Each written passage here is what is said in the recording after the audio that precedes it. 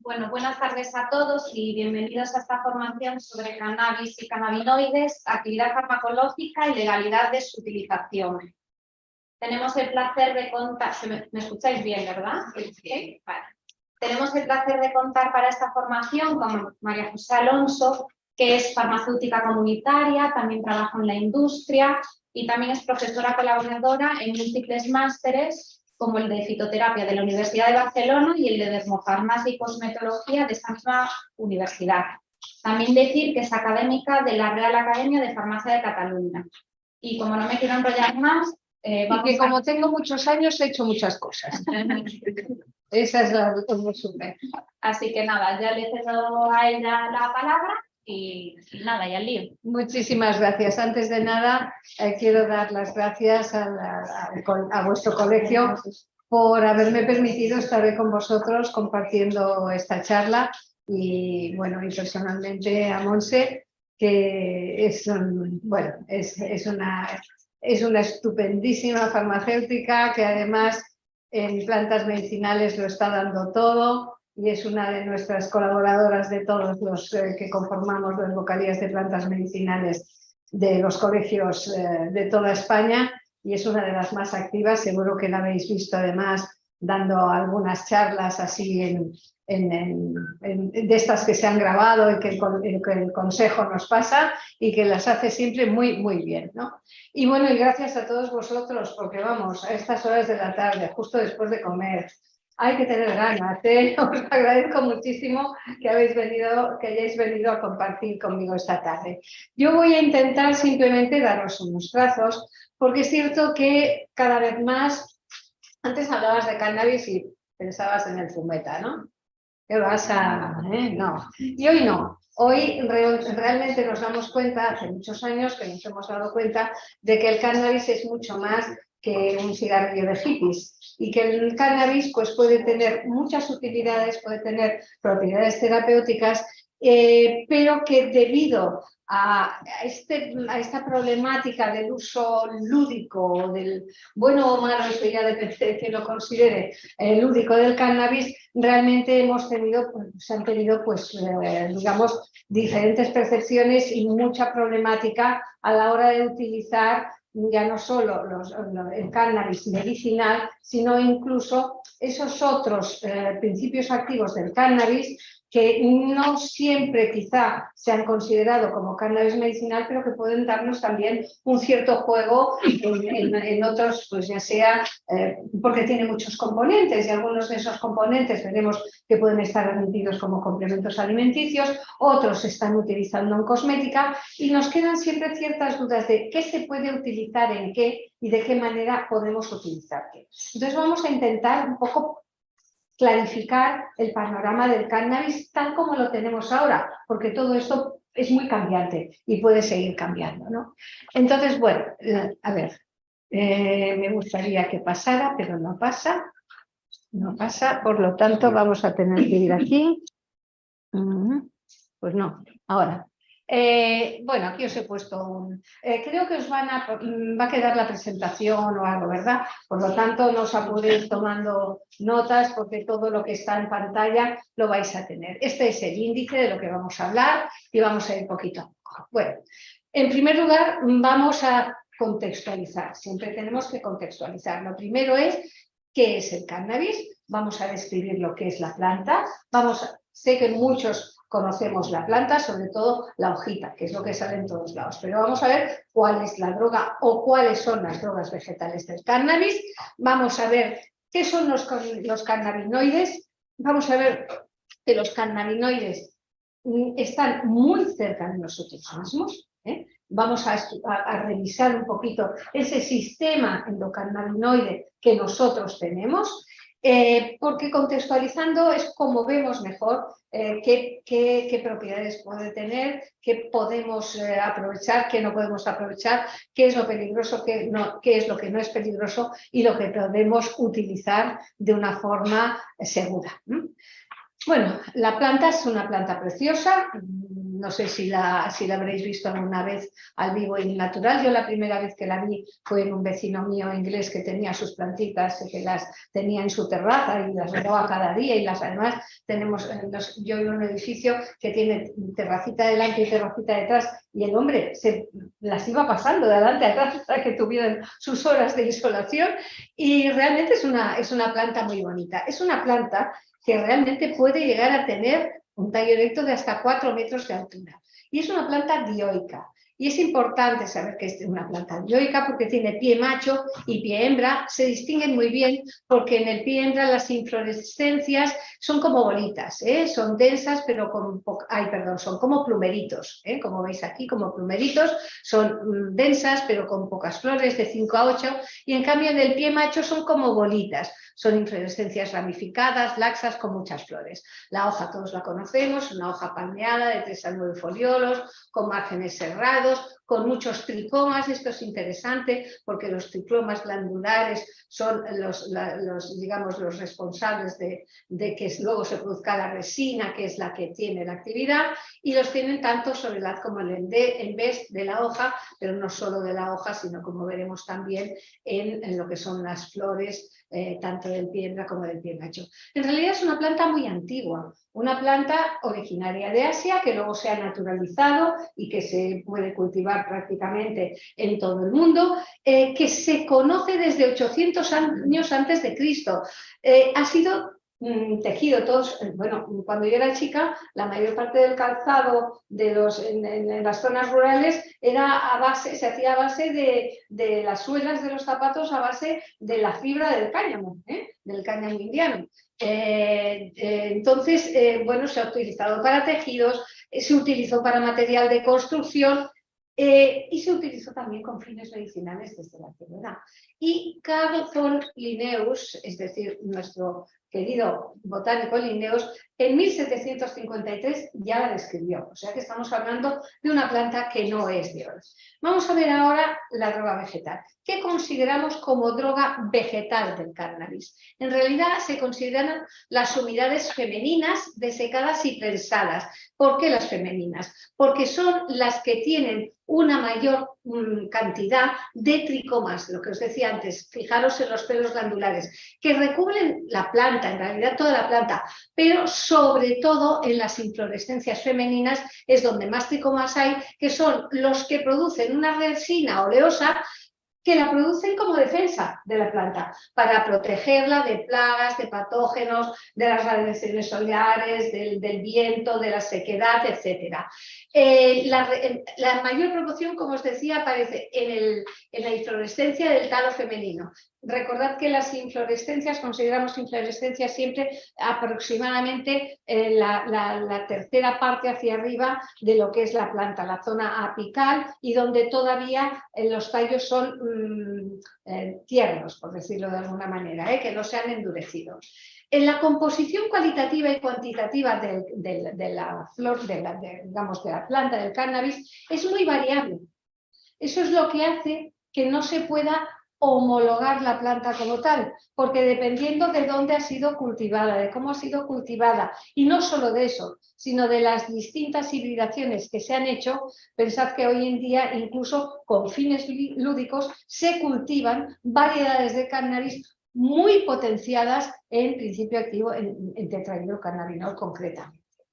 Entonces, eso hace que tenga una gran variabilidad.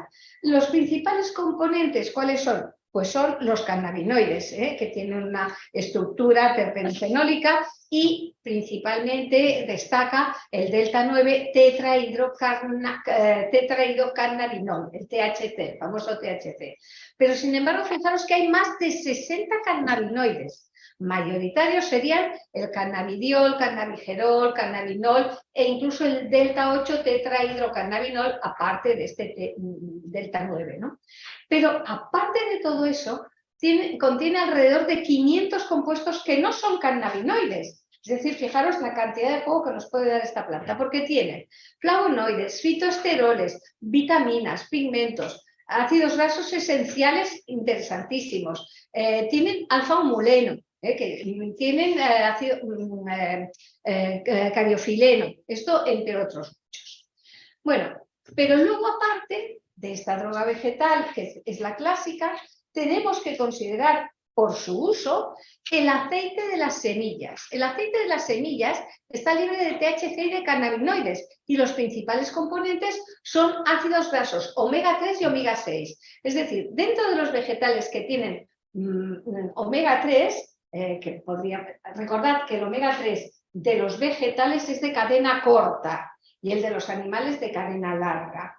Bueno, pues dentro de los de cadena corta, aparte del lino, que es uno de los mayores productores de omega 3 digamos, vegetales, el aceite de la semilla del cannabis también es muy rica en ácidos grasos omega 6 y tiene una muy buena proporción omega 3 omega 6, ácido linoleico y ácido alfa-linolénico. Y la EFSA tiene incluso unas alegaciones para el aceite de cannabis. No las tiene, recordad que en la EFSA, cuando hablamos de complementos alimenticios o de alimentos, tiene por un lado una serie de documentos, de reglamentos relativos a alegaciones, por ejemplo, tiene uno de alegaciones generales de vitaminas, de minerales, de algunos ácidos grasos, de algunos aminoácidos. Luego tiene también lo que se llaman unas cuestiones on-hold, es decir, de todo lo que no está armonizada su regulación como complemento o como alimento, que sería, como decimos, las vitaminas, los ácidos grasos, algunos aminoácidos, los minerales, etcétera, principalmente. En un momento determinado, hace pues como unos 15 años, les dijo, dictó una serie de documentos en los que definía ciertas sustancias distintas a estas que podían considerarse también como parte de complementos alimenticios, ¿no? Entonces, lo que pasa es que para ellas no da ningún tipo de alegación de salud. Las alegaciones de salud permitidas solamente son las que se permiten para minerales o para vitaminas, que son las de conservación, digamos, de la salud, por decirlo de alguna manera, o las de un puro alimento, es decir, qué ingrediente, qué nutriente, qué función nutritiva tiene en nuestro organismo. Pero entonces dijo, bueno, a los que vayan a poner en complementos alimenticios estas otras sustancias que consideramos que sí que pueden ir como sustancias, como componentes de los complementos alimenticios, si realmente quieren dar alguna alegación, que nos la consulten y veremos, haremos un informe para cada ingrediente y veremos si se puede o no se puede aceptar como alegación de salud lo que nos proponen. Y entonces se hizo un registro de cuestiones, de preguntas de los proveedores que los invadieron. Y entre ellos, unos cuantos iban dirigidos a posibles alegaciones para el aceite de las semillas del cannabis. ¿Qué pasó? Bueno, muchas de estas alegaciones todavía se están revisando porque fue un aluvión tan grande de cuestiones que se les plantearon que poco a poco las van revisando, van sacando informes, van diciendo si sí o si no, pero quedan una serie de alegaciones que se llaman on hold, es decir, las que están en espera de respuesta. Bien, mientras estén en espera de respuesta, estas pueden ser utilizadas. Entonces os podéis encontrar muchos complementos alimenticios a base de aceite de las semillas de cannabis libre de THC y de cannabinoides que están todavía en hold. Es decir, que en este momento están on hold, en espera, y por lo tanto pueden utilizarse para cápsulas de gelatina con aceite de cáñamo y aceite de cáñamo prensado en frío con una proporción óptima de ácidos grasos esenciales omega 6 y omega 3, que es beneficioso para el sistema cardiovascular y ayuda a controlar los niveles de colesterol y triglicéridos. Fijaros que nada que ver con lo que sería el cannabis en sí mismo, que es beneficiosa para apoyar el sistema inmunológico y mejorar la reacción de nuestro cuerpo. Tampoco nada que ver. ¿Por qué? Porque no estamos hablando de los tetraidrocannabinoides, no estamos hablando de cannabinoides, estamos hablando de ácidos grasos y que tiene efectos antiinflamatorios. Si os fijáis, todo esto son alegaciones de salud que ya están aprobadas, por ejemplo, para ácidos omega 3 animales o incluso de tipo vegetal. ¿Por qué? Pues que tienen la misma composición, ácidos grasos omega 3 y omega 6. Estos están en espera. ¿Por qué? Bueno, porque se han solicitado para el aceite de las semillas de cannabis, pero no quiere decir que las vayan a denegar. Lo más normal es que al final, cuando se revisen, se acepten, puesto que estamos hablando de los mismos componentes de otros que ya están admitidas estas alegaciones. Y además están bien sustanciadas, es decir, los que las han pedido han enviado pues, documentación suficiente para sustanciarlas, ¿no? Bueno, pues vamos a pasar ahora, pero vemos que hay dos cosas completamente distintas. ¿Qué sucede? Que muchas veces vemos un producto que por marketing lleva de entrada ya la hojita, no lleva la semilla, no lleva una gotita de aceite, lleva la hojita para que todo el mundo identifique de que aquello es cannabis, ¿no? Y entonces está como complemento alimenticio. Y alguien dice, pues mira, han permitido el cannabis como complemento alimenticio. ¡Ojo! No, han permitido el aceite de la semilla de cannabis, pero no el cannabis con su tetrahidrocannabinol o con su CBD o con sus cannabinoides. Bueno, dicho esto, vamos ahora a contextualizar un poco, vamos a centrarnos en los cannabinoides. Vamos a definir y vamos a clasificar lo que son los cannabinoides. De entrada, tenemos tres tipos de cannabinoides principales. Por un lado, tenemos los endocannabinoides, los nuestros, los que nuestro organismo tiene, con sus receptores, y aquí tenemos que son sustancias, tanto unos endocannabinoides como los fitocannabinoides de las plantas, como los cannabinoides de síntesis, los podemos definir como sustancias que se acoplan a los receptores de endocannabinoides CB1 y o CB2. ¿Cuáles son los endocannabinoides? Los nuestros, los que nosotros segregamos. Pues son derivados del ácido araquidónico. Fijaros, recordemos la síntesis de lo que es el ácido araquidónico, que viene a partir de ¿qué? A partir de hormonas esteroides y a partir de ácidos grasos. Entonces, estamos hablando de derivados de ácido araquidónico como el N-araquidonil, la N-araquidoniletanolamina o anandamida, que es más fácil de pronunciar, la 2-araquidonilglicerol, y aquí otros, estos son los principales. Luego tendríamos el éter de la noladina, la vilodamina, la NADA, la N-araquidonildopamina. Bueno, pues las enzimas que tenemos en nuestro organismo son capaces, por ejemplo, de añadir o quitar o hidrolizar precisamente en la anandamida, pues la etanolamina, o en el caso del 2-AG, pues en la molécula de glicerol. Luego tenemos los fitocannabinoides, son más de 100 los que son conocidos, los que se han descrito y estudiado, pero los más destacados, los de mayor actividad, son el delta 9 tetrahidrocannabidiol, antes hemos visto también el 8, también existe el 6, etcétera, etcétera, que tienen mayor afinidad por los receptores CB1 y son los que tienen actividad psicotrópica.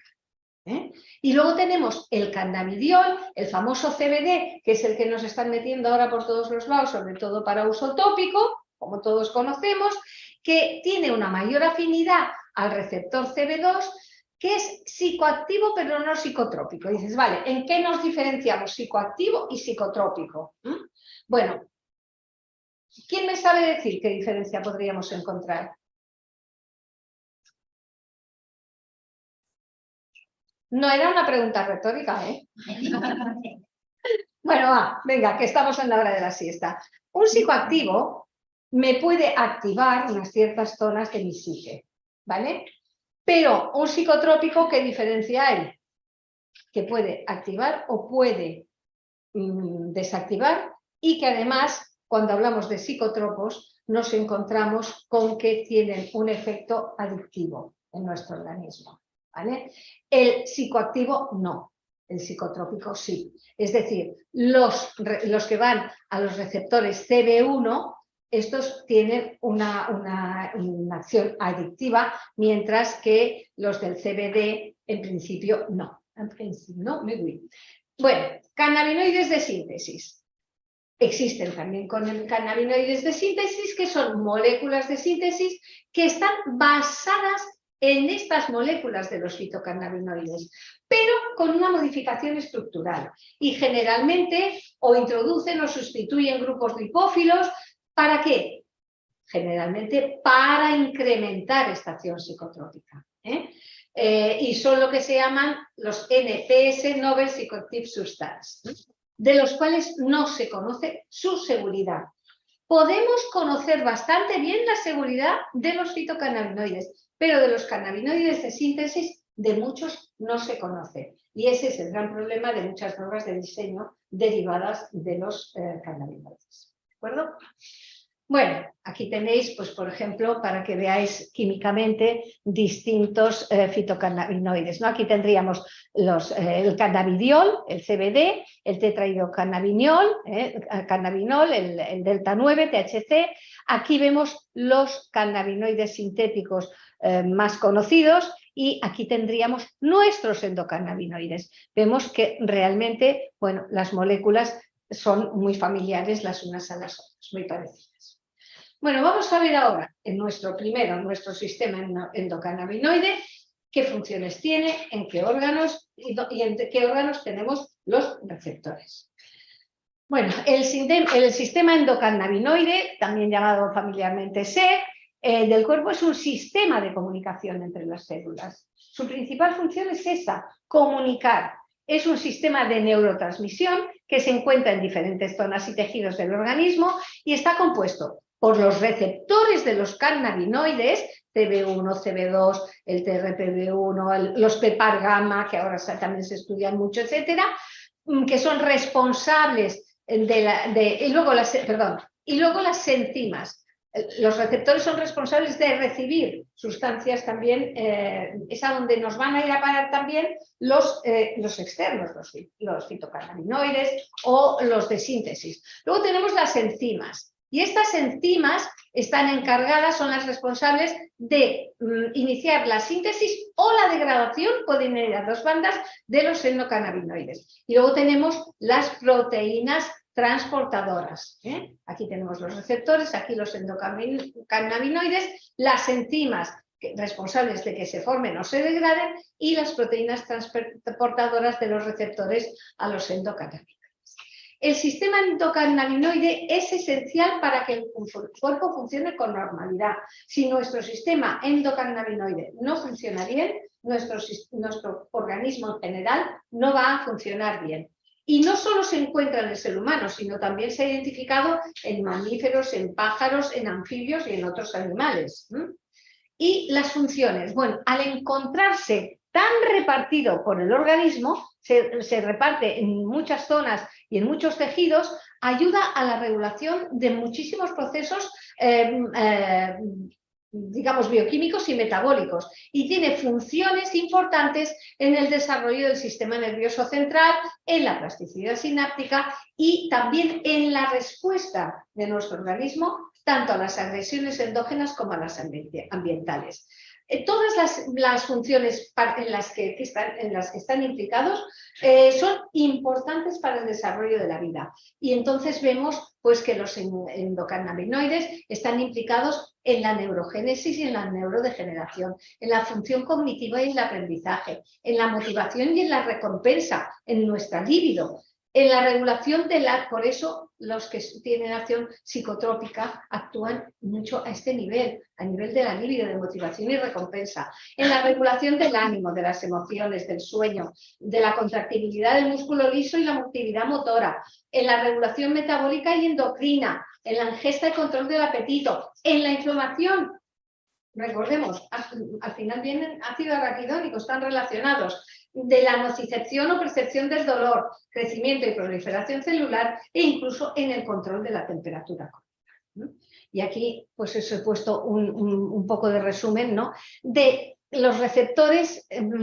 Por un lado tenemos, como decimos, los receptores, los CB1, y los receptores CB2. Los CB1, que son estos azulitos, se encuentran en altas concentraciones en el cerebro y son pues, los que están implicados en todo lo que decíamos, aprendizaje y memoria, control motriz, emociones, recompensa de adicción, desarrollo neural, regulación de apetito, regulación del sueño. También están en el páncreas, en la regulación de secreción de insulina, en los procesos de lipogénesis, a nivel del consumo y utilización de glucosa, disminución de la adiponectina y aumento de la inflamación.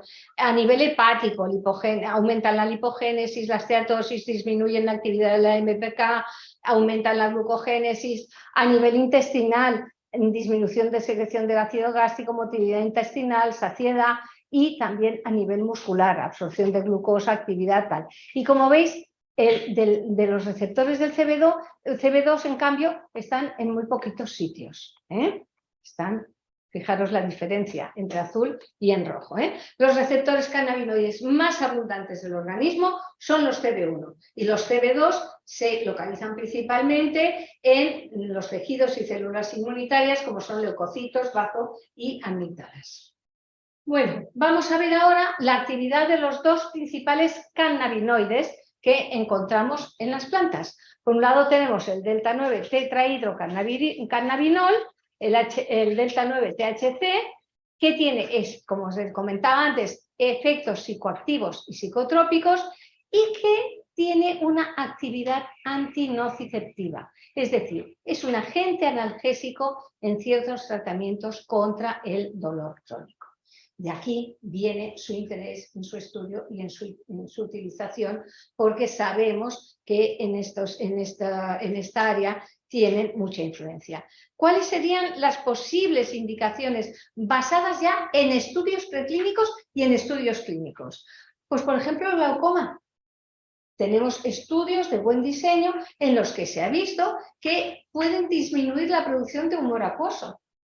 Por el otro lado, como antieméticos, en los tratamientos quimioterápicos, esto las personas con cáncer lo saben muy bien. Durante años las mujeres con cáncer de mama, cuando tenían quimioterápicos mucho más agresivos que los que hay ahora, que les producían grandes vómitos y que el tratamiento casi muchas hubieran preferido no llevar el tratamiento que llevarlo, sabían que como antiemético les funcionaba muy bien. Y desgraciadamente el que no estuviera regulado, el que se estuviera considerando únicamente su uso lúdico, su mal uso lúdico, y que por lo tanto se estuvieran considerando no como medicamentos, hacía que muchas mujeres incluso se habían organizado en grupos, porque era muy triste ver como muchas de ellas tenían que acudir a que un hijo, un sobrino, uno que fuera, se fuera a comprarle de extraperlo cannabis, porque era lo único que realmente les ayudaba, incluso en la caquexia, incluso para la caquexia, ¿no? Por lo tanto, sí que es cierto que urge bastante regular para que las personas que se pueden beneficiar puedan beneficiarse globalmente, ¿no? Luego, para la espasticidad, como antiespástico en la esclerosis múltiple. Recordemos que esta es la única indicación reconocida hoy en día, no la única, pero una de las pocas reconocidas hoy en día como digamos, para el cannabis medicinal, para los medicamentos que tenemos a base de cannabis, ¿no? Para la epilepsia como efecto anticonvulsivante también esta indicación está recogida, pero luego también pueden ser útiles en la inflamación, disminuyendo la producción y liberación de citocinas proinflamatorias, pero esto no está recogido en las indicaciones del cannabis medicinal. Bueno, y luego tenemos el cannabidiol, que tiene, como decíamos, efectos psicoactivos, pero no psicotrópicos, y del cual las actividades principales estudiadas son la ansiolítica, aunque faltan datos para determinar la dosis, es decir, aquí los estudios, nos faltan estudios para poder determinar qué dosis se pueden utilizar con seguridad. la antipsicótica como tratamiento complementario de la esquizofrenia, la antiemética con rango de dosis muy limitado, la antinociceptiva como actúa sobre los receptores CB y los acoplados a la proteína G, la antiinflamatoria, reducción del nivel de citoquinas proinflamatorias y la anticonvulsivante también en epilepsia del cannabidiol. Sin embargo, aquí los estudios no son tan, no son estudios hechos en muchas personas, nos faltan, digamos, estudios de buen diseño a largo plazo y en muchas personas para que se puedan acabar de considerar. Bueno, y luego también hemos de considerar lo que es el efecto séptico de los cannabinoides. ¿Y qué es el efecto séptico? Pues es el efecto producido por el conjunto de activos de una planta, totum de la planta, cuando actúa de forma sinérgica o complementaria, y eso se traduce en una mayor eficacia del conjunto sobre la actividad de los componentes individuales. Y aquí es cuando se han estudiado, esto no es solo para el cannabis, el efecto séquito se ha estudiado en muchas plantas. Entonces, este efecto séquito, ¿qué implica? Implica un aumento de la biodisponibilidad, una interferencia en los procesos de transporte celular, la activación de fármacos, ralentización de la desactivación de compuestos, beneficios similares a través de mecanismos distintos, inhibición de la unión de compuestos a receptores celulares, mejoramiento de la unión a receptores celulares. No quiere decir que todos estos mecanismos estén cada vez implicados, pero sí uno o más de estos mecanismos pueden estar implicados dependiendo del tipo de planta en este efecto séquito. Bueno, cuando esto lo traducimos al cannabis, ¿qué vemos? Pues vemos que los cannabinoides, los terpenos, los lignanos, los flavonoides, los polifenoles y otras sustancias químicas pueden actuar juntas con efecto séquito.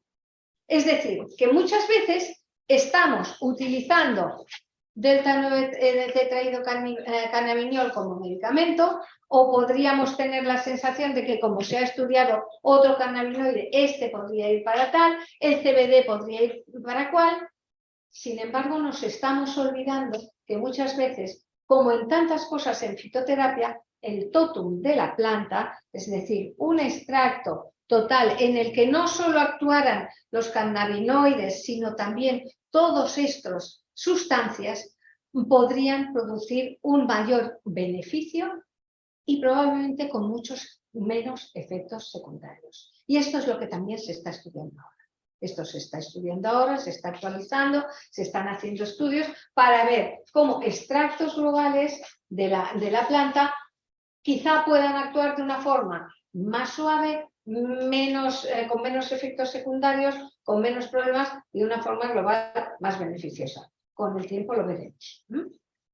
Bueno, pues de todas maneras lo que se ha visto es que en el CBD, cuando hablamos de CBD, este muestra un efecto séquito de modulación de los efectos del tetrahidrocannabinol y es capaz de mejorar la tolerabilidad y quizá también la seguridad del THC.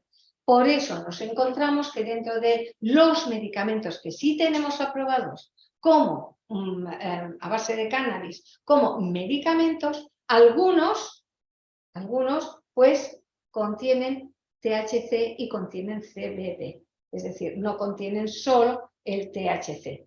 Y como os digo, ahora se está estudiando más amplitud, es decir, cómo me pueden el resto de moléculas influir y quizá cómo puedo llegar a hacer un extracto más total de la planta que pueda tener beneficios sin llegar a tener tantos efectos secundarios, ¿no? Entonces, se ha visto que esta combinación de CBD y THC puede reducir la probabilidad de psicoactividad y antagonizar pues, la sedación, la taquicardia, la ansiedad, es decir, otros efectos secundarios del THC.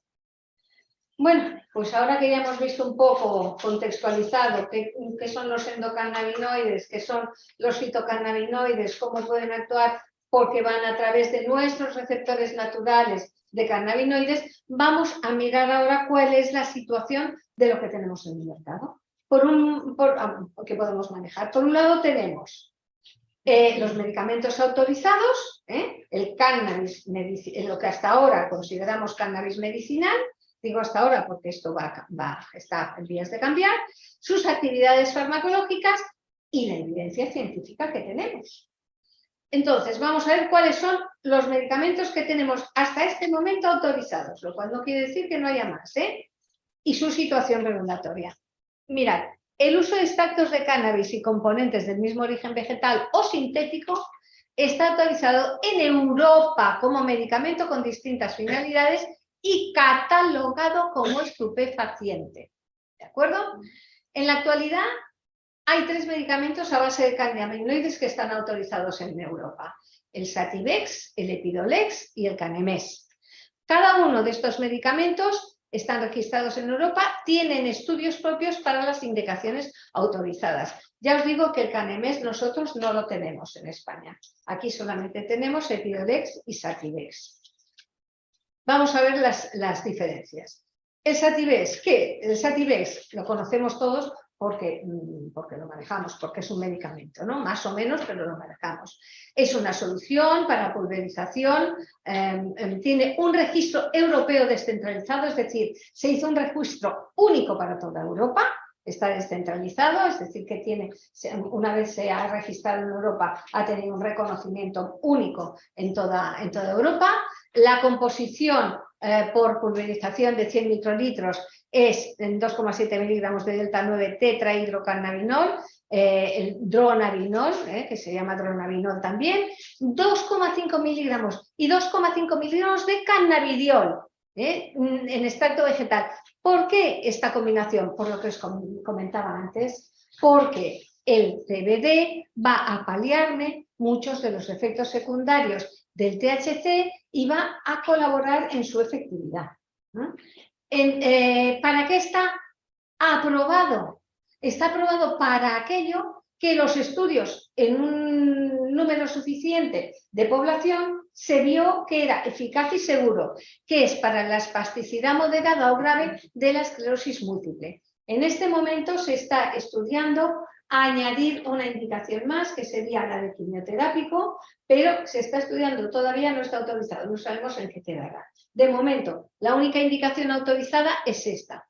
Sin embargo, en los hospitales saben que puede servir también para paliar problemas de quimioterapia y problemas de vómitos, de caquexias, etcétera. Pero de momento solamente se puede utilizar para lo que está indicado.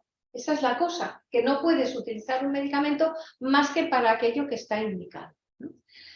En España es de diagnóstico hospitalario y es estupefaciente. Luego tenemos el Epidiolex. El Epidiolex es CBD, no lleva THC, es simplemente CBD, 100 miligramos de cannabidiol por mililitro y el CBD es de origen vegetal.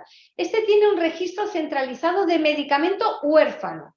¿Por qué? Porque es para unos síndromes convulsivos que son bastante raros, son unas epilepsias bastante raras. El síndrome de Lennox-Gastaut y el síndrome de Dravet, que en este síndrome se utiliza en conjunto con clobazam, que son 2 tipos de epilepsia no muy comunes, uno de ellos de epilepsia en niños. En España es de diagnóstico hospitalario también y es estupefaciente. Y luego teníamos el Canemes o Nabilon, que es muy famoso en Alemania, en Reino Unido y Austria, se utiliza mucho, pero aquí estamos hablando de un cannabinoide sintético. Este no está ni autorizado ni comercializado en España. Este tiene unos registros locales, se ha registrado en Alemania, en Reino Unido y Austria, pero no tiene un registro europeo descentralizado y por lo tanto, como aquí no está autorizado, no se puede utilizar. Este se utiliza para la prevención de náuseas y vómitos en pacientes que reciben quimioterapia. Y uno se pregunta por qué no vienen aquí y lo registran, ¿verdad? Porque creo que no sería de muchísima utilidad. Es algo que no puedo contestar, ¿vale? Porque no lo sé. Bueno, vamos a ver ahora la evidencia científica que tenemos. Bueno, los extractos de cannabis de uso medicinal en otros... Ay, perdona, no. Estos son, lo digo mal, estos que hemos dicho son aquellos que tienen una autorización con evidencia científica que permite que tengan este registro como medicamento estupefaciente. ¿Vale? Ahora vamos a ver qué sucede en otros países. Pues mira, por ejemplo, en Portugal, aparte de esto que hemos dicho, que ese CBD que está autorizado como medicamento en Alemania, Reino Unido y tal, en Portugal, por ejemplo, nuestros vecinos a veces nos pasan la mano por delante, ¿eh? Aparte de fabricar buenas toallas, trabajan otras cosas muy bien. De entrada, por ejemplo, yo estoy muy enfadada de que nosotros, permitidme la queja, pero es que me tengo que quejarme en algún sitio y me quejo con los compañeros. Estoy muy enfadada de que en España, después de que en 2009 se aprobara el Real Decreto de Complementos Alimenticios con vitaminas y minerales, no hemos dado más que un paso allá en 2018 para incorporar unas cuantas sustancias más como ingredientes y no hayamos incorporado ni un solo botánico, ni una sola planta medicinal. ¿Y qué pasa? Que como esto no está armonizado en Europa, pues en Bélgica tienen una regulación propia, una normativa propia. En Francia tienen normativa propia. En Italia tienen normativa propia. En Alemania tienen normativa propia. En Reino Unido y en Irlanda tienen normativa propia. En Polonia tienen normativa propia. Y nuestros vecinos, los portugueses, tienen normativa propia desde hace muchísimos años. Y nosotros no. ¿Qué sucede? Sucede que para poder poner en el mercado un complemento alimenticio a base de plantas, ¿vale? En España no lo puedes poner.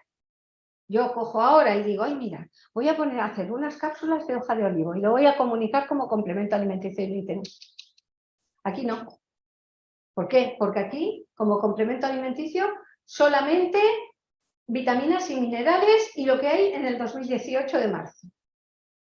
Aminoácidos, ácidos grasos, inositol, astaxantina, DHA, bueno, estas cosas, ¿vale? Pero yo es que este de olivo es que lo tienen en toda Europa. Pues vaya usted a otro país de Europa, lo comunica y lo comercializa allí y luego, por la ley de libre comercio de mercancías entre estados de Europa, pues usted tiene el reconocimiento mutuo. Viene aquí, nos lo comunica, nos trae el papelito del otro país y nosotros se lo aceptamos. ¿Verdad que tengo razón para estar enfadada? Es que es muy de uno a uno, muy que inventen ellos, ¿vale? Bueno, pues así estamos, ¿no? Así estamos. Bueno, pues nuestros amigos los portugueses también en 2018 ya establecieron un marco legal para el uso de medicamentos preparados y sustancias a base de la planta de cannabis con fines medicinales, incluida su prescripción y dispensación en farmacia. Y están haciendo fórmulas magistrales incluso a base de hoja de cannabis. Tienen unas guías, tienen todo regulado y lo están haciendo. En 2019 procedieron a la reglamentación y aquí para arriba gloria. ¿Los objetivos cuáles fueron? Hacer accesible el tratamiento con drogas, preparados y sustancias a base de las plantas de cannabis, asegurando que los preparados puestos a disposición cumplieran con todos los requisitos necesarios en cuanto a calidad, seguridad, protección de la salud pública y la prevención de uso indebido de medicamentos. Porque si se quiere, se puede hacer, porque las farmacias estamos preparados para poder hacer eso. Si estamos dispensando estupefacientes, por el amor de Dios, ¿no vamos a poder dispensar, como Dios manda, unos preparados a base de cannabis? Cuando estamos todos los días dispensando estupefacientes, solo hay que poner una regla para prescribir y una regla para dispensar. Evidentemente son todos de prescripción médica y evidentemente tienen que tener detrás una historia clínica del paciente para el que se diagnostiquen. No se lo van a dar al chaval primero que entre por ahí y diga receta un cigarrito. No, claro que no. Bueno, pues esto es a base de medicamentos preparados y sustancias a base de hierbas de cannabis de conformidad con la Convención de las Naciones Unidas contra el tráfico ilícito de estupefacientes y sustancias psicotrópicas y que hacen un control de toda la cadena, desde el cultivo a la prescripción y dispensación. ¿Os podéis creer que el mayor productor de cannabis medicinal de toda Europa es España? ¿Y que los productores solo lo pueden vender fuera de España? Pues eso, no digo más, ahí lo dejo. Bueno, la problemática para los extractos totales de la planta u otros productos extractivos es cierto que existe, porque no existe una monografía europea para extractos de cannabis. Se está trabajando, pero hay dificultades para el desarrollo. ¿Por qué? Por lo que os comentaba antes, por la heterogeneidad de la materia prima vegetal. Es cierto que hay cannabis de muchas clases, pero estamos cultivándolo para los demás y tenemos unas reglas de cultivo. Si ya tenemos el cultivo regulado, regulemos bien el cultivo y entonces sigamos adelante. No os preocupéis, que ahora yo estoy muy así, pero luego ya veréis que ahora ya empezamos a hacer las cosas. Bueno, pues la Comisión de la Farmacopea Alemana, además, aprobó y publicó una monografía propia de la farmacopea alemana titulada Extracto de cannabis estandarizado, Cannabis Extractum Normatum. Y eso lo hizo en 2020. Y definió el extracto de cannabis como el extracto producido y ajustado a partir de las puntas de los brotes secos en flor, enteros o fragmentados, es decir, de la subida florida, de la parte de arriba, de las plantas femeninas de cannabis, cuyo contenido se define como delta 9-tetrahidrocannabinol, es decir, THC, con un mínimo del 1% y un máximo del 25%. Dices, jolín, largo me lo fías, don Juan, ¿no? Bueno, pero es que eso no quiere decir de que vaya a utilizarse entre el 1 y el 25%. Quiere decir que la planta tiene que tener este contenido. Y luego, para hacer el preparado, tú ya lo vas a adecuar, pero por lo menos tienes que saber exactamente cuáles son los contenidos mínimos y máximos que puede tener una plantación, porque evidentemente estamos hablando de plantas, todos sabemos que de una cosecha a otra y de un sitio de cultivo a otro puede haber una gran variabilidad, pero sin embargo, si tiene menos del 1% no lo podemos considerar, y si tiene un máximo del 25%, más del 25%, corremos riesgos. No se especifica un límite o rango para el cannabidiol, esto es un poco un fallo. Y el límite de cannabinol, de CBN, es de un máximo del 2,5%. El ensayo y las pruebas se realizan mediante cromatografía líquida y la identificación se lleva a cabo con una cromatografía en capa fina de alta resolución y nos da incluso el máximo contenido de agua. O sea que por lo menos lo que es la droga vegetal ya la tenemos definida.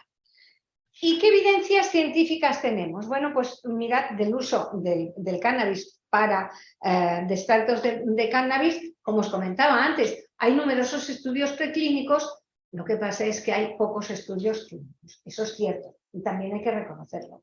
Lo que pasa es que también tenemos que reconocer que igual que tenemos el medicamento que tenemos como medicamento huérfano, pues aquí también podríamos considerar que tenemos una serie de acciones en las que puede ser muy beneficioso y que podríamos encontrar una regulación que nos permitiera utilizarlo bueno, para lo que sí sabemos, aunque haya pocos estudios clínicos, que nos puede servir. Es cierto que los estudios principalmente están hechos con THC y CBD, no con el extracto total, que hemos visto que puede tener otras sustancias que nos pueden ser muy beneficiosas, como los ácidos grasos, como los polifenoles, etcétera, etcétera.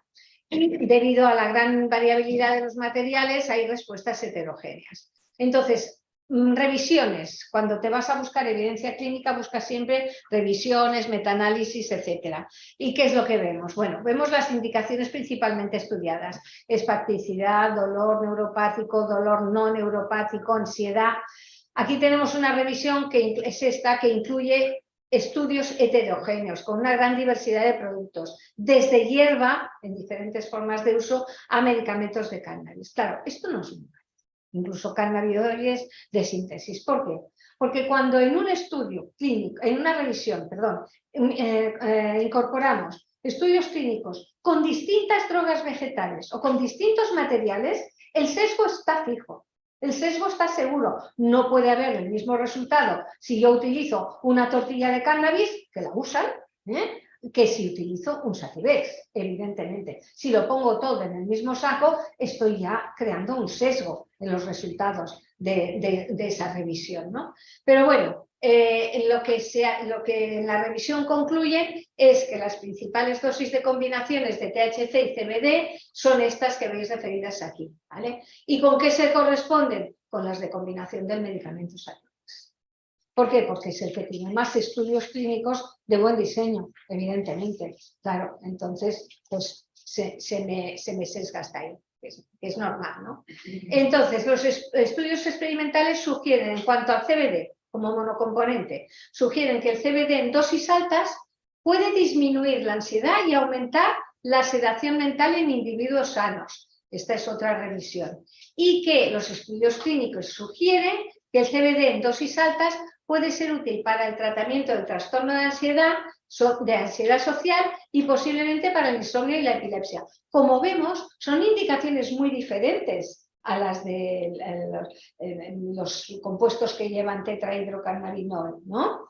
Y el efecto ansiolítico asociado con el CBD puede ser el resultado de su antagonismo con la 5-HT1A. O sea que es posible que estas propiedades ansiolíticas estén también mediadas por su acción en los receptores CB1, porque se encontró que los antagonistas CB1 precisamente atenúan la ansiedad inducida por la anfetamina y la nicotina en ratones. Es decir, que aunque vayan a pocos receptores o poco a los receptores CB1, puede que tampoco estén tan separados del mecanismo de acción del CBD. ¿Y cómo funciona? Pues nos vamos a Medline Plus. Fijaros que es, digamos, lo más sencillo. ¿Y qué dice? ¿Hay preocupación por la seguridad de su uso? Dice, cuando se toma por vía oral, es posible que sea seguro en las dosis adecuadas. ¿Qué nos faltaba? Determinar las dosis. Ese era el problema, ¿eh? Entonces, ¿qué pasa? Que en los muchos estudios que hay algunos en los que las dosis que se han utilizado son seguras y otros en las que no se sabe mucho si son seguras. Pero nos dice, pero se han usado dosis de hasta 200 miligramos por día de manera segura durante un mínimo de 13 semanas. Eso sí, bajo la supervisión de un proveedor de la salud y con un producto específico recetado. ¿Y cuál era? Aquí lo veis, el Epidolex, el que tenemos admitido para los problemas de ciertas epilepsias. Dice, puede causar algunos efectos secundarios, como sequedad de boca, presión arterial baja, aturdimiento y somnolencia. Y también se han informado signos de lesión hepática con dosis altas de la forma recetada del Epidolex. Pero fijaros que eso es a dosis altas cuando te pasas, no a las dosis que están, digamos, pautadas. Cuando se aplica en la piel, esto nos interesa, porque ahora tenemos un montón de productos, parches, pomadas, cremas a base de CBD. Dice, no hay suficiente información confiable para saber si es seguro o cuáles podrían ser los efectos secundarios. Advertencias y precauciones especiales. Por si acaso, en embarazo y lactancia puede que no sea seguro, así que por lo tanto, primum non nocere, porque no lo sabemos. En niños, es posible que los niños tomen un producto de CBD recetado, el Epidolex, hasta 25 miligramos kilo, pero solamente para esa indicación que es la que está permitido, para esa epilepsia rara de niños que os comentaba antes. En cuanto a enfermedades hepáticas, dice, las personas con enfermedad hepática pueden necesitar usar dosis más bajas de CBD. Tampoco lo aseguran, pero como no están seguros, dice, por si acaso vamos a dar las más bajas. Sí. Dosis de niños de hasta 25 miligramos kilo al día. Sí. Entonces, los 200 miligramos de arriba son también por kilo. No. Los 200 miligramos, no, sí, no, pero es que esto es para una epilepsia infantil que solamente es en niños chicos. Es una enfermedad rara. Hasta 8. Hasta 8 kilos, claro. Vale, sí. Niñitos. Es que es una enfermedad rara y solamente se les da a estos niños a esta dosis. Para el resto de las epilepsias es la de 200 miligramos por día.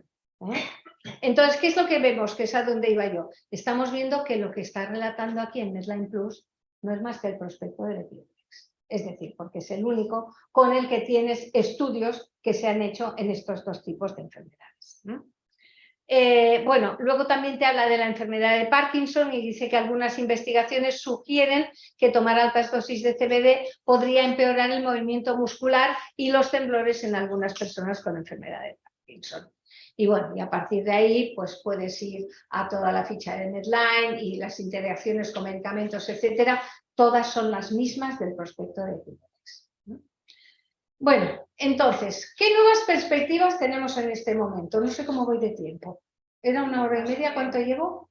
Son las 10. Llevas 1 hora. O sea que me queda media hora todavía. Vamos bien. Bueno, entonces, las nuevas perspectivas, lo que os decía, aunque me veáis así de enfadado, no os preocupéis que ya tenemos más avanzado. Mirad, ahora tenemos un aval del Congreso a la propuesta de la Comisión de Sanidad y Consumo para la legalización de cannabis con fines terapéuticos. Hubo una revisión del dictamen que se aprobó el 27 de junio de 2022, es decir, esto está muy reciente todavía, y va a tener repercusión en la actividad de nuestras farmacias. Nos contemplan, milagro, nos contemplan, ¿vale? Aquí tenéis el aval del Congreso, el informe de la subcomisión, al objeto de analizar experiencias de regulación del cannabis para uso medicinal. Es decir, aquí dijeron, bueno, puede que no esperemos a que inventen tanto ellos, vamos a ver qué es lo que están haciendo alrededor y vamos a ver lo que podemos hacer nosotros. Y en la propuesta de conclusiones y recomendaciones nos dicen en el punto 7 que se ha constatado que en la planta de cannabis coexisten diversos cannabinoides y que el equilibrio entre ellos podría proporcionar efectos terapéuticos distintos de los proporcionados por los medicamentos que están actualmente autorizados, es decir, han empezado ya a considerar este efecto séquito, estas sinergias de las que hablábamos, que los preparados derivados del cannabis que actualmente no tienen una autorización de comercialización, claro, podrían tener utilidad como opción terapéutica para algunos pacientes, pero no se ha encontrado encaje en la regulación vigente, porque tienen un corsé puesto de una indicación determinada, ¿no? Y tampoco como productos sanitarios. O sea que en este momento no hay nada, dice, y no hay ninguna solicitud de autorización de comercialización en trámite. Hombre, claro, ¿cómo la va a haber? Sí, es que no hay nada que lo permita, ¿no? Entonces, bueno, una vez concluido, aprobado sin modificaciones desde el 27 del 6 de 2022, nos dice que en un plazo de 6 meses la Agencia Española de Medicamentos y Productos Sanitarios recogerá las recomendaciones de la Comisión para dictar una normativa viable. Si os fijáis, eso fue el 21 de 6, para el 21 de diciembre deberíamos de tener algo. Bueno, yo de momento no he oído nada. Igual lo guardan muy en secreto y lo vamos a tener. Esperemos que sí. Lo que sí que os digo es que digamos, lo que se está proponiendo son, y lo que se está estudiando, que me parece muy bien, son extractos o preparados estandarizados de cannabis, evidentemente, porque si decimos que hay una gran variabilidad entre los productos, entre lo que es la materia prima, el ingrediente, para tener calidad y seguridad no queda más remedio que tener productos estandarizados. Y esto va a ser lo que también van a tener que fijar, qué tipo de estandarización. Así que les vamos a dar como 1 o 2 meses más por si acaso. ¿Para qué indicaciones está previsto? Pues para dolor oncológico, que falta nos hace. Para endometriosis, porque se ha visto en algunos estudios que puede ayudar mucho también.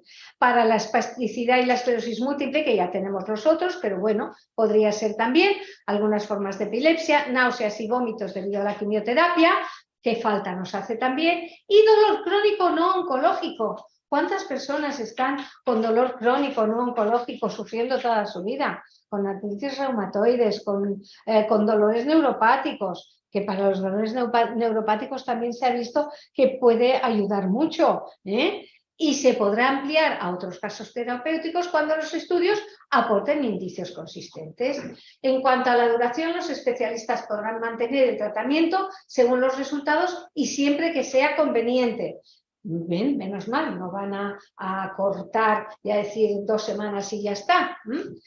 La prescripción por médicos en un contexto que se especifica ha de ser libre de potenciales conflictos de intereses, o sea que por lo tanto en particular pues para los médicos especialistas. Claro, si estamos hablando de una oncología, si estamos hablando de un dolor neuropático, si estamos hablando de enfermedades que son de especialidad, lo lógico es que sean los médicos especialistas los que lo manejen y pueden utilizar.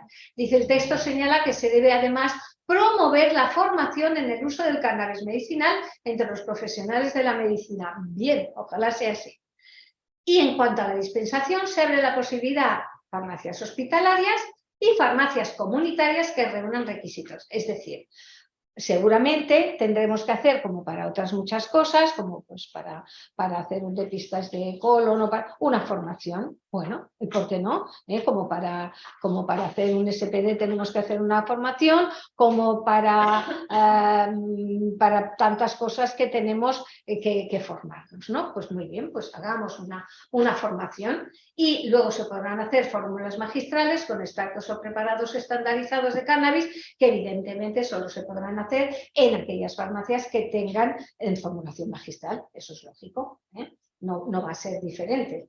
Vas a necesitar lo mismo, ¿no? Y bueno, habrá también un registro centralizado de prescripción, es decir, las prescripciones van a ir a un registro, también la dispensación se registrará y todo eso irá a los servicios autonómicos de salud. ¿Para qué? Pues evidentemente para tener un control y para poder ver la evolución y para poder ver si realmente funciona o no funciona y para tener un control como Dios manda. Y eso me parece estupendo. Dice, ¿solo extractos? Bueno, se valorará el desarrollo de proyectos experimentales cuando sean solicitados, como pueden ser las unidades sólidas de cannabis o con preparado de otro tipo que ya estén disponibles en países de la Unión Europea. Se llevarán estas acciones de control, se harán sesiones anuales durante 10 años para valorar la situación y la evolución en el Congreso de los Diputados. Anualmente la Agencia Española del Medicamento con las comunidades autónomas realizará un informe. Habrá un informe anual de la Delegación del Gobierno para el Plan Nacional sobre Drogas, consumo de cannabis, extractos, para ver que realmente no haya un desvío hacia donde no deba haber. Y todos los informes con transparencia se publicarán y remitirán tanto a la Comisión de Sanidad y Consumo como a la Comisión Mixta del Congreso y el Senado para el estudio del problema de las adicciones. Me parece muy bien porque así de esta manera, bueno, pues se evitará un mal uso. O sea, todo esto a mí me parece muy bien. Que hayan controles me parece perfecto. Ahora, por favor, que vayamos hacia adelante con el resto, ¿eh? Bueno, vamos a ver ahora qué pasa con los complementos alimenticios. Muchas veces hemos oído, no, es que hay complementos alimenticios que llevan CBD. Pues no, no son complementos alimenticios y son ilegales. ¿Por qué? Pues porque el cannabidiol solamente está autorizado en este momento en Europa como novel food, es decir, como nuevo alimento, que puede utilizarse solo como nuevo alimento, pero que de momento, para que se pudiera utilizar como complemento alimenticio, tendría que haber una solicitud personal de cada, bueno, personal, me refiero particular, específica, de cada productor que quisiera utilizarlo, aportando la documentación que asegure la salvaguarda de seguridad del producto. Bueno, pues respecto a los alimentos derivados autorizados para ser comercializados en la Unión Europea, dice, solo presentan historial de consumo seguro y significativo aquellos procedentes exclusivamente de semilla de cáñamo, porque veíamos que no tenían ni THC ni CBD significativo, ¿de acuerdo? Por ejemplo, aceite de semilla, proteína de cáñamo, harina de cáñamo, y siempre y cuando sean variedades de cannabis sativa con contenido en en tetrahidrocannabinol por debajo del 0,2%. Es el máximo admitido, que evidentemente no tiene un efecto, ¿eh? Entonces, esto es lo único. En cuanto a los, con respecto a los cannabinoides, tetrahidrocannabinol, cannabidiol, cannabigerol, utilizados como tales o para ser adicionados, por ejemplo, a un aceite, independientemente de que su origen sea natural o sintético, así como los extractos y restos de la planta de cannabis sativa, se consideran nuevos alimentos. Para las empresas que deseen comercializar estas partes, flores, hojas, tallos, extractos y cannabinoides en el ámbito alimentario deberían presentar una solicitud cada uno de ellos a la Comisión Europea sobre nuevos alimentos. Y una vez evaluado el riesgo, se le tomaría la decisión de aprobarlo o no, pero no de una forma general, a cada productor en particular. Y por el momento no está autorizado ninguno, ni se ha solicitado de momento ninguno. Una vez, la comercialización de un producto de estos ingredientes no está autorizado en Europa, por lo que no se podría aplicar el principio de reconocimiento mutuo para justificar la misma. ¿De acuerdo?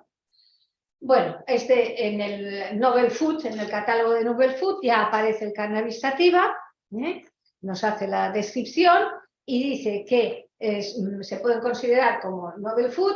El cultivo de variedades de cannabis sativa estará permitido siempre que están registrados en el catálogo común de variedades de especies de plantas agrícolas y que el contenido de tetrahidrocannabinol no supere el 0,2%.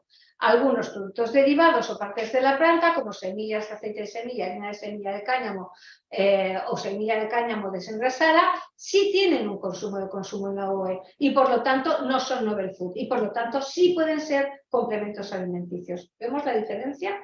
Es decir, los que pueden son de partes de la planta que puede tener tetrahidrocannabinol y CBD, no pueden ser más que novel food. Por lo tanto, tienen que pedir el estatus de novel food y si no lo obtienen, no lo obtienen. Pero sí que podemos encontrar, y esto es lo que muchas veces vemos la hojita, muy de marketing, pero luego cuando miras los ingredientes te pone aceite de semilla de cáñamo, que es lo que está realmente autorizado. La semilla, el aceite de la semilla, la harina de la semilla y la semilla desengrasada. Bueno, dice que otra legislación nacional específica lo podría restringir, pero no es nuestro caso. Vale, entonces, sin prejuicio de la información facilitada en el catálogo de nuevos alimentos, se consideran nuevos alimentos ya que no se ha demostrado un historial de consumo a todos estos de aquí. La planta del cáñamo y los cannabinoides que contiene, ninguno de ellos. En resumen, los alimentos a base de cáñamo que pueden comercializarse legalmente en la Unión Europea son las semillas trituradas, picadas y molidas distintas de la harina de la semilla, el aceite de la semilla y los complementos alimenticios con extracto o aceite de semilla. Pero si dicen que tienen CBD, en ese momento, como pasa en la inspección, se los retira del mercado, porque no pueden contener CBD y el tetrahidrocannabinol tiene que estar por debajo del 0,2%. Y, por lo tanto, se excluyen los aceites esenciales, los extractos, aceites y extractos de terpenos, resinas y todo lo que se derive de la inflorescencia, hoja o tallo, aunque se haya extraído el tetrahidrocannabinol. ¿Vale? ¿Por qué? Porque puede presentar cannabidiol, CBD, y como os digo, no está admitido para complemento alimenticio. La ingesta es ilegal en alimentos y complementos alimenticios y solo estaría justificada en un novel food. Bueno, en cuanto a evidencias, ¿qué nos encontramos? Pues nos encontramos, por ejemplo, con esta, que es una revisión de 2020, que se centra en los usos actuales del Epidolex. Por lo tanto, estamos en lo mismo que antes. Estamos hablando de que las mayores evidencias las tenemos en los productos que ya están registrados como medicamentos. Bueno, esto es aquí no me paro porque es para que lo veáis lo bonito que queda, el informe de seguridad del cannabidiol como novel food de 26 de abril de 2022. Aquí dice que la Comisión Europea ha determinado que el CBD puede ser considerado como un nuevo alimento. Actualmente EFSA está evaluando 19 solicitudes. Sin embargo, ya os aseguro que de momento ya casi todas las que lleva las ha rechazado. Veremos qué pasa con las demás. Se han realizado muchos estudios en humanos con Epidolex, sin embargo, esto no es aceptable cuando se considera el CBD como un novel food, porque claro, no puedes aceptar lo mismo para un medicamento que para un novel food.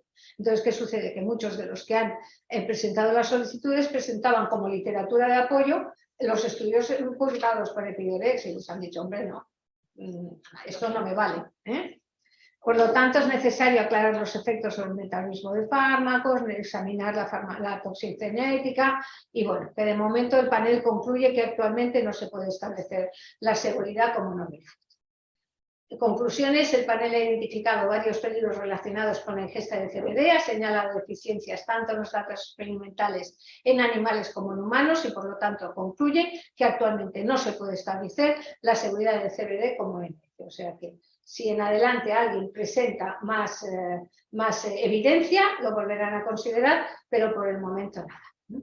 Y aquí veis, tenemos lo que os decía, aquí os he puesto unos cuantos ejemplos.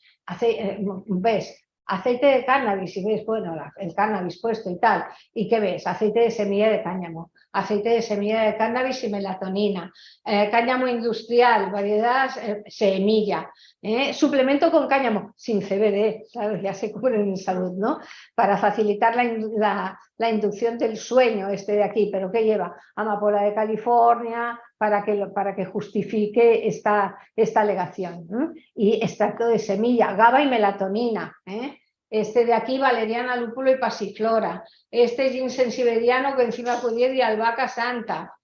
O sea que veis que, en fin, que se utiliza ya mucho en plan marketing más que otra cosa. Y ya pasamos al último, al uso cosmético. En el anexo 2 del reglamento 1223 de 2009 sobre los productos cosméticos, nos habla de sustancias prohibidas y habla que están prohibidos los estupefacientes, que son las sustancias que se enumeran en los cuadros 1 y 2 de la Convención Única sobre Estupefacientes, entre los que se encuentra en la lista cannabis y su resina, y los extractos y tinturas de cannabis. Es decir, en las flores de cannabis, la resina, los extractos y las tinturas no se podrían utilizar, pero quedan exentos del listado de restricción las semillas y las hojas que no están unidas a los ápices florales, incluidos en la definición de cannabis. Entonces, cuando buscas por CBD, sabéis lo que es COSIN, ¿no? Es la base de datos de los ingredientes aprobados como cosméticos. Pues en esta base de datos encuentras en estas partidas, en la 4403, 404, 07, 08 y 09, cannabidiol. Función según COSIN: antisebum, antioxidante, skin condition, skin protecting. En esta, Cayus Culture, extracto de lisado de cultivo de callos de cannabis, extracto de una suspensión de las células lisadas derivadas del callo del cannabis. Función: acondicionador del cabello, acondicionador de la piel. En esta, extracto de la semilla, lo mismo, emoliente, acondicionador de la piel. Aceite de las semillas, acondicionador de la piel. Aquí, este sería producto obtenido por la transesterificación de glicerina 8 y cannabis sativa, y lo mismo. Vemos las mismas funciones que da. Aquí que vemos lo mismo: mezcla compleja producida por transesterificación de PEC y cannabis sativa. La torta, que es el residuo de expresión del aceite de las semillas. El polvo de la torta. Aquí vemos hidrolizado el extracto de las semillas. Y todos esos estarían permitidos, pero ya veis las condiciones para las que están. Claro, ¿con qué nos encontramos? Nos encontramos con un montón de productos que no nos hablan de la piel ni del cabello, nos hablan del dolor, de la inflamación de las articulaciones, de los dolores musculares.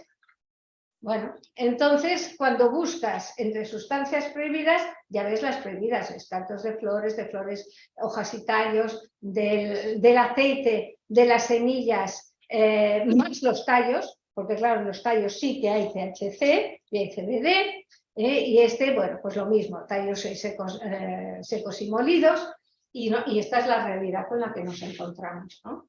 Pero ¿qué pasa? Pues que aquí nos dicen crema antiinflamatoria y analgésica. No lo podrían decir. Lo pueden, exactamente. Y por el hipérico. Pero no lo pueden decir por el cannabidiol. Por eso le han puesto árnica y le han puesto mentol y le han puesto hipérico. De todas maneras, lleva CBD, cannabidiol. Es que el cannabidiol sí está permitido para la piel, pero como veíamos antes, está permitido como emoliente de la piel, para el cabello, etc. Aquí esto no lo es, pero claro, no dicen que sea el cannabidiol, se busca en la vida. Se busca en la vida, como en tantas cosas, como muchos complementos alimenticios que vemos. Sirve de apoyo al sistema inmunitario. Entonces le ponen vitamina C y zinc a un adaptógeno. ¿Para qué? Porque como con el adaptógeno no lo pueden poner, pues ponen la vitamina C y el zinc, que sí que lo justifica. Bueno, pues aquí pasa lo mismo, ¿no? Entonces, lo que no podrían poner, un cosmético nunca puede poner, es una indicación terapéutica. En realidad, antiinflamatorio y analgésico, un cosmético tampoco lo podría poner. porque no pueden hablar de acción farmacológica. Entonces, si tú te fijas en el envase, no lo pone. Esto es lo que nos dicen a nosotros, en lo que es la información que dan al profesional de la salud. Pero no lo ponen porque no pueden poner ni acción farmacológica, ni indicación terapéutica. ¿Qué pasa con los productos antiacné? ¿Qué nos ponen? Indicado para la higiene de las pieles grasas con tendencia acnéica, pero no nos dicen para el acné. Pues aquí nos están haciendo más o menos lo mismo. Y esto es lo que dan como información al profesional de salud, pero en el estuche no lo pone. Este otro, para el alivio y bienestar. Este sí, este pone para el alivio y bienestar.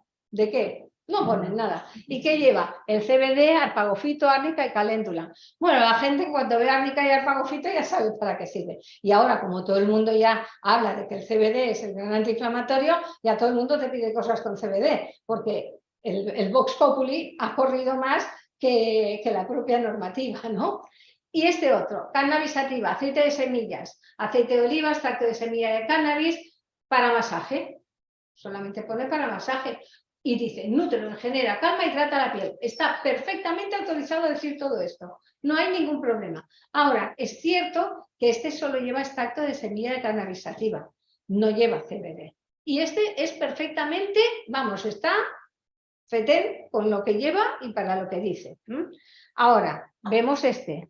Esto he sacado de la información que dan en la web de proveedores. Uy, tendría que haber tachado aquello, me tachis en la mar. Ay, bueno, es igual, espero que no se vea mucho, ¿vale? Bueno, pues vemos que dice composición, cannabis sativa, seed oil, cannabidiol, 3.000 miligramos de CBD. Vamos a ver. 3.000 miligramos de CBD es imposible que si solo lleva el aceite de cannabis, de la semilla de cannabis sativa, lo pueda llevar. Es imposible. O sea, esto es que se lo han... Y además pone naturalmente presente en la materia prima. Naturalmente presente en la materia prima. Sí, pero no 3.000 miligramos. Aquí me lo habéis añadido, se os ha caído el salero. O sea que, bueno, en fin. Bueno, entonces aquí veis pues un análisis cuantitativo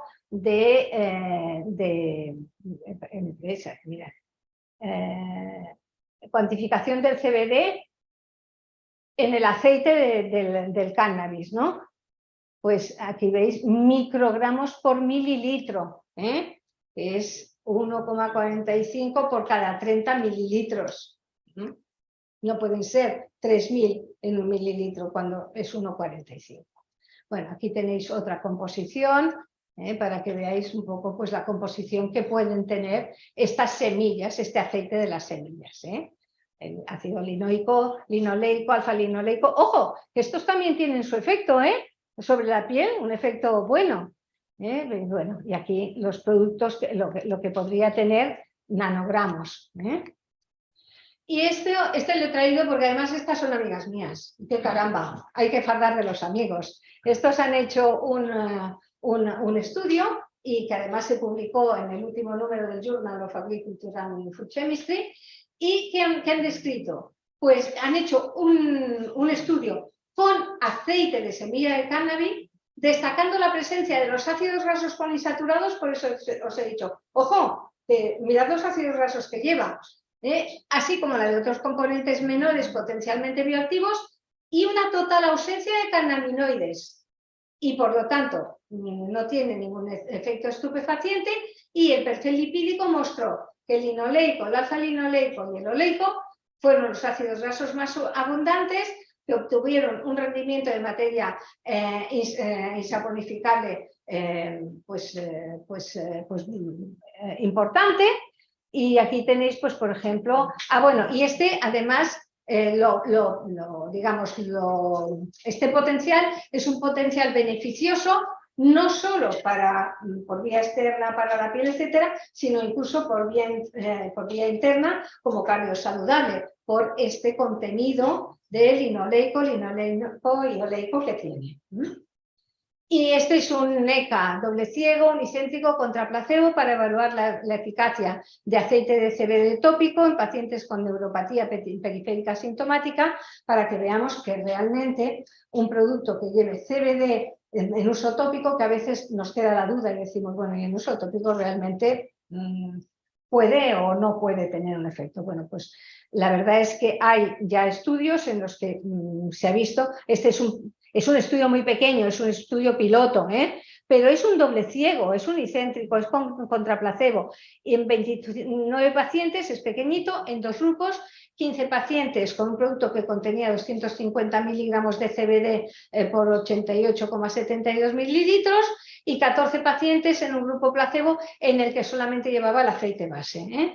Tratamiento, masaje 4 veces al día, duración 4 semanas y 4 en tratamiento cruzado, es decir, se hicieron en el grupo que se les dio tratamiento a las 4 semanas se les cambió sin que lo supieran y se les dio el placebo, y al que se les había dado placebo se les cruzó y se les dio el tratamiento eficaz, el tratamiento, bueno, o teóricamente eficaz, el que llevaba CBD, ¿no? La verdad es que este es un estudio de 2020, es uno de los pocos que se han publicado, hay más, Lo que pasa es que este era de muy buen diseño, por eso lo he traído, y se vio una mejora significativa del dolor y de otras sensaciones perturbadoras, esto me hizo mucha gracia, y de otras sensaciones perturbadoras en pacientes con neuropatía periférica, Y además el producto de tratamiento fue muy bien tolerado. La conclusión es que podía proporcionar una alternativa más eficaz en comparación con otras terapias actuales en el tratamiento de la neuropatía periférica. Es muy bien tolerado porque este aceite realmente nutre la piel, hidrata la piel también al mismo tiempo, por lo tanto no provoca irritación, etcétera, etcétera. Lo que sí que es verdad es que la mayor parte de los que tenemos en el mercado llevan además hipérico, árnica, etcétera, entonces hay que ver realmente que los otros no puedan irritar la piel. En principio son bastante bien tolerados, ¿no? Ahora, veis que en realidad la cantidad de CBD que lleva es alta. ¿Y qué nos pasa con los productos que tenemos? Que como van registrados como cosméticos, hay pocos en que nos diga qué cantidad de CBD lleva. Por lo tanto, ¿qué es lo que hago yo? Le pregunto al laboratorio. Y si no me lo quiere decir, le compro otro que me lo diga. Así de claro. ¿Por qué? Porque yo no voy a dar algo a lo tonto sin saber si va a ser eficaz o no. Que la responsable de que funcione o no soy yo. Este otro es un ECA paralelo, doble ciego, contra placebo también, que lo que evaluó fue el efecto miorrelajante después de la aplicación transdérmica en pacientes con dolor miofascial. Este es en 60 pacientes, en 2 grupos, 30 con un ungüento oleoso con un 20% de CBD, 30 pacientes con un grupo de placebo, se aplicó en la piel por encima del músculo más etérico, 4 por 4 centímetros, que es lo que aproximadamente tiene el músculo más etérico, 2 veces al día, durante 14 días, y redujo la tensión y la intensidad del dolor de los músculos más heteros y mejoró la condición del músculo. O sea, no solo redujo la tensión y la intensidad del dolor, sino que mejoró la condición y la función de los músculos masticatorios. Uno de los problemas de este tipo de dolor es que la gente no come porque le duele muchísimo al masticar y no puede masticar. Entonces, al reducir la tensión y la intensidad del dolor, recuperaron la función del músculo y podían comer con más alegría y masticar mejor. Y bueno, y aquí tenéis pues efectos sobre la piel, y aquí hay pues bueno, un estudio, estos los podéis encontrar en PubMed, este incluso está libre, el efecto antioxidante sobre los queratinocitos. Esto ya es puro cosmética, para la piel, para queratinocitos y melanocitos, y aquí uno de cambios en el perfil lipídico después de exposiciones crónicas a uva para regenerar la piel. Bueno, entonces la legislación sobre el uso del CBD, antes de comprar CBD se debería conocer y entender la legislación actual sobre los productos cannabinoides. Hasta 2018 el CBD se consideraba en España un suplemento alimenticio, y es así, O sea, teníamos en el mercado ya productos con CBD de uso oral. ¿Por qué? Pues porque nadie se había fijado en ellos, no se habían no se habían comunicado tampoco como complementos, estaban puestos como alimentos y ahí estaban viviendo tan ricamente, hasta que se dieron cuenta y entonces se apartó el aceite de cannabis de esta categoría. Su uso había sido siempre oral y se consideraba había sido igual el método más efectivo y te lo ponían, tan tranquilos te lo ponían. Y luego, bueno, la nueva regulación a partir del 2018 obligó a advertir que el CBD no puede ser usado como suplemento para el consumo humano en complementos alimenticios.